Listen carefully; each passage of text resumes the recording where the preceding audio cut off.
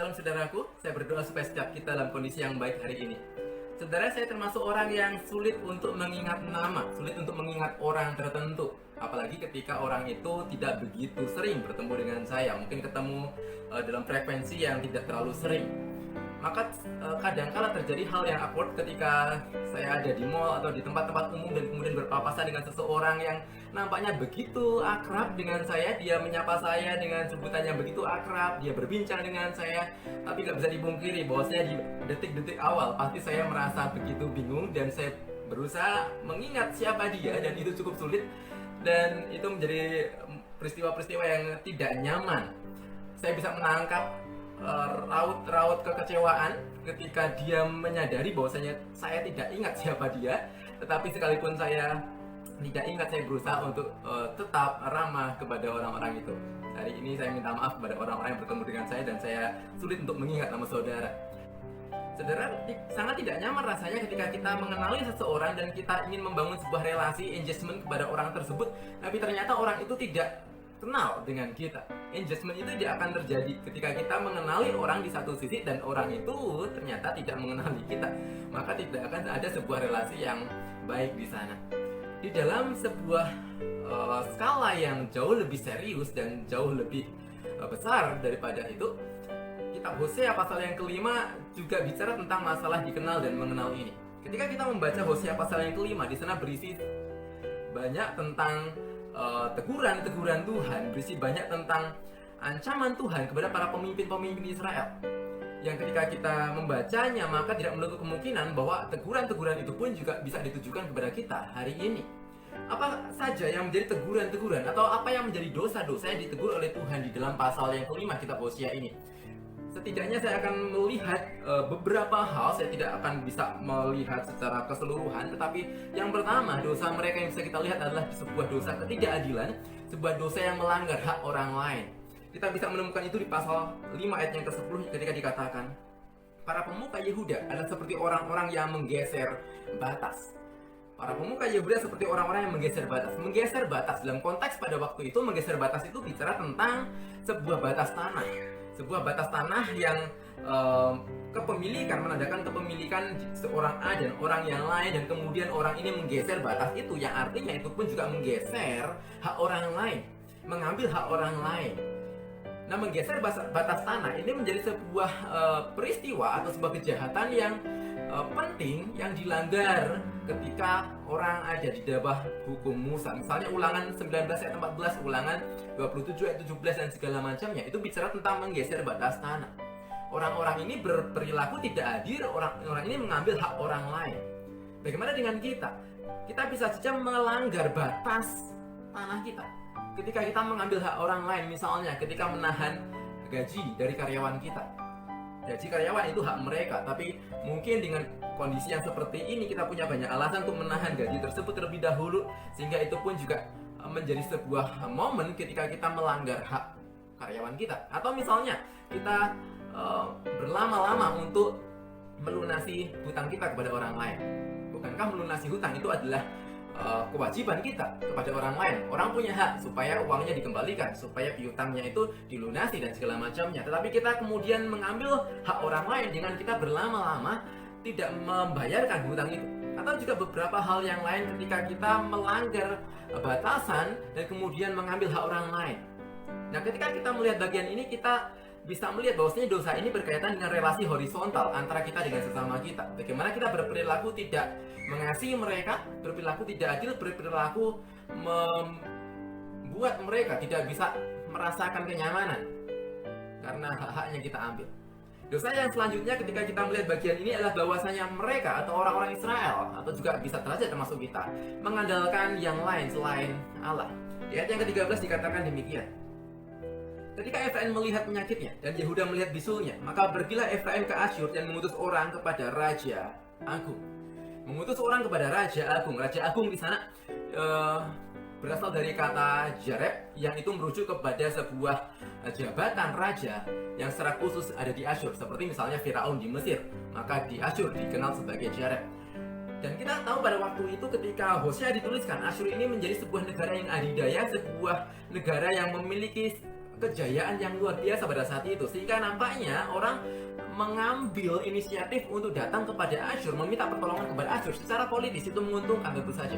Tetapi dikatakan di sini, tetapi Asyur pun tidak dapat menyembuhkan kamu dan tidak dapat melenyapkan bisul itu daripadamu. Alkitab dengan jelas mengatakan ketika engkau mencari pertolongan kepada orang lain, ketika engkau mengandalkan orang lain untuk menolongmu di dalam permasalahan yang seperti ini, maka dia pun tidak dapat diandalkan. Orang itu pun tidak dapat melepaskan kita dari permasalahan kita. Di dalam kondisi yang berbeda, kita nampaknya juga sering kali bisa jatuh di dalam dosa ini. Ketika kita mengandalkan orang lain, ketika kita justru lari kepada hal-hal yang lain selain Tuhan. Ketika kita punya masalah, misalnya saja ketika kita ada masalah, maka kita lebih mengandalkan kekuatan finansial kita. Ketika kita punya masalah, kita lebih mengandalkan kekuatan koneksi kita dengan orang lain. Ketika kita punya masalah, kita lebih mengandalkan diri kita sendiri. Seperti di ayat yang kelima, mereka juga memiliki sebuah kecongkakan, sebuah pride, sebuah arogansi untuk menyatakan diri mereka bisa dan segala macamnya. Entah apakah itu finansial, materi, diri sendiri, ataupun orang lain. Termasuk adalah hal-hal di mana kita kemudian mengesampingkan Tuhan. Kalau di ayat yang ke-7 dikatakan berkhianat terhadap Tuhan dan kemudian lari atau justru mengandalkan hal-hal yang di luar itu. Dan itulah esensi dari pemberhalaan. Ketika kita lebih mengandalkan yang lain daripada Tuhan. Tetapi pertanyaan yang lebih inti daripada itu, kenapa Israel bisa seperti itu? Bahkan kenapa kita pun juga bisa jatuh ke dalam sebuah dosa yang seperti itu? Saya yakin poinnya ada di ayat yang ketiga dan ayat yang keempat. Ayat yang ketiga dikatakan, aku ini mengenal Efraim dan Israel tidaklah tersembunyi bagiku.